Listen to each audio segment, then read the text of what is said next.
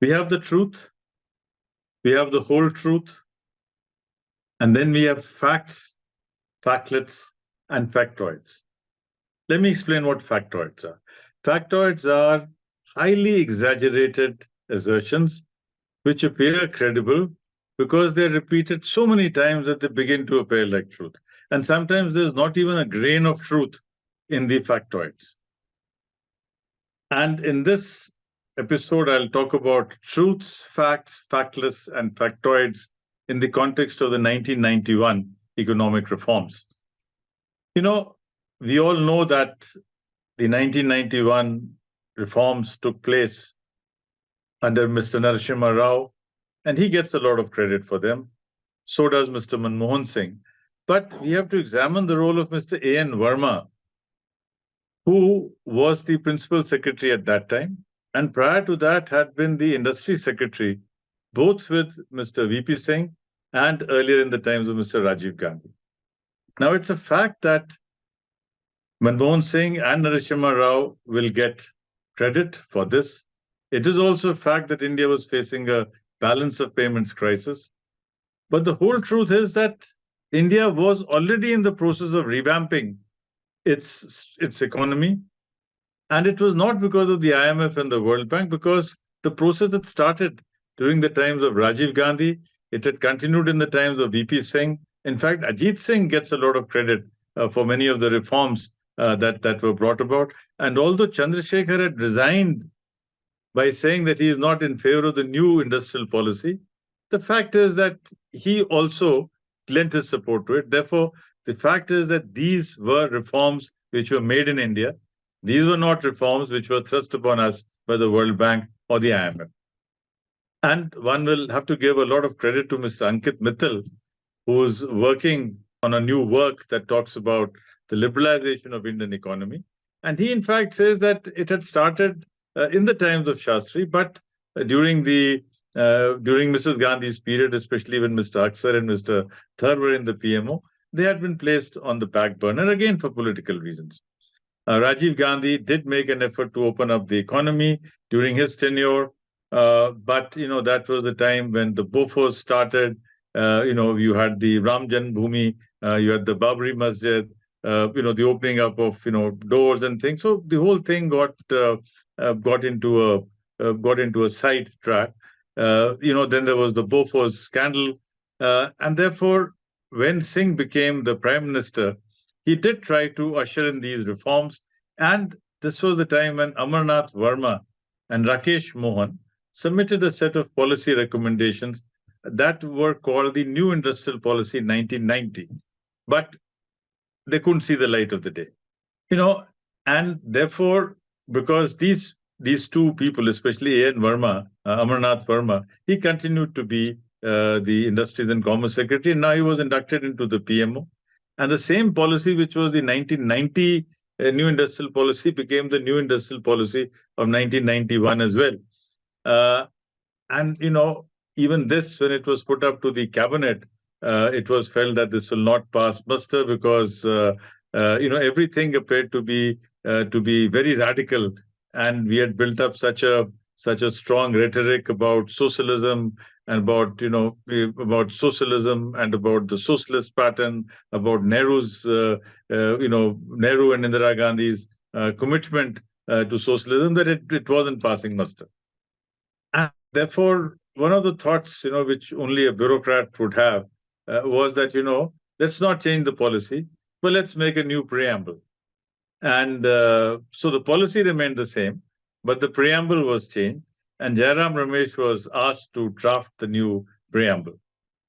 Now, the new preamble did the trick, and the cabinet gave its seal of approval to the industrial policy on the 23rd of July 1991. But let's remember that the new industrial policy, which actually has brought about the great structural transformation of India's economy. If India stopped being a 3% growth economy to a 7, 8, 9 double-digit growth economy, it was because of this policy. But this was not introduced in the Lok Sabha by Narasimha Rao, not by Manmohan Singh, not even by Chidambaram. They were so scared of putting this up to the Lok Sabha, that the responsibility was given to a very junior minister, P.J. Kurian, who was a minister of state, not even a part of the cabinet. But it did pass muster because the Congress, the UPA did have the majority at that point of time. But this policy had a far-reaching impact.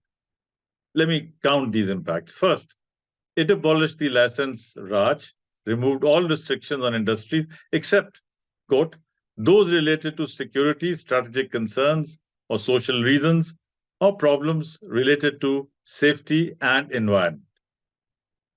The second thing was that the old government policy for getting every foreign partnership to be approved was scrapped for up to 51% of equity.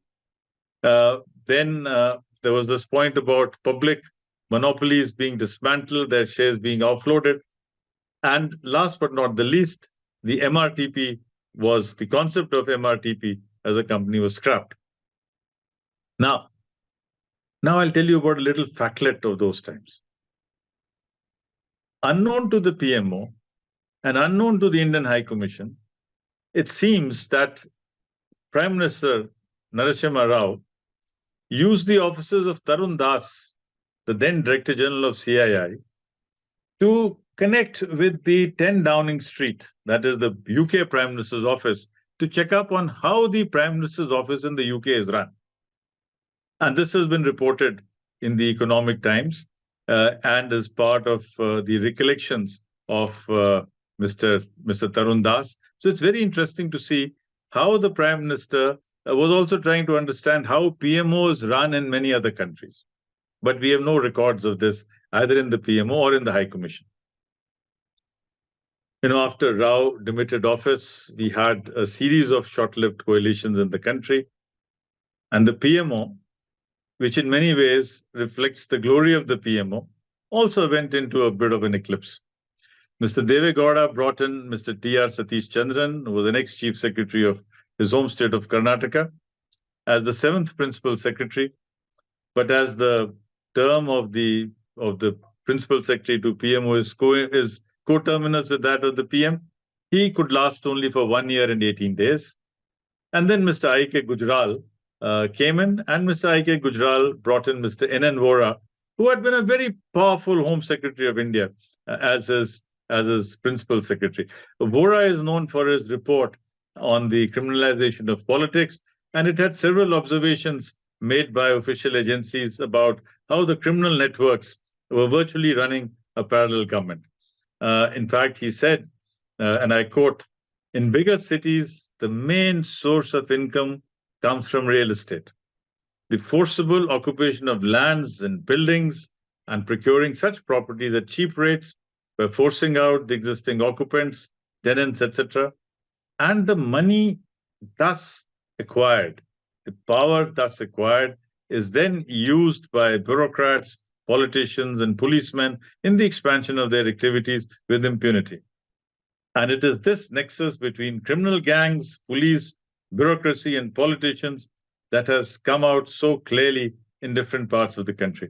And one is glad that this is behind us, because now with RERA and several other legislations taking place on this issue, with the liberalization of the economy, with real estate sector also opening up, it is now much less than it was in Mr. Vora's time. And therefore, this is a very important report. After Mr. Gujral demitted office, Mr. Vora then became the director of India's very important think tank, the Indian National Center. Later, he went on to become the governor of Jammu and Kashmir. Thank you.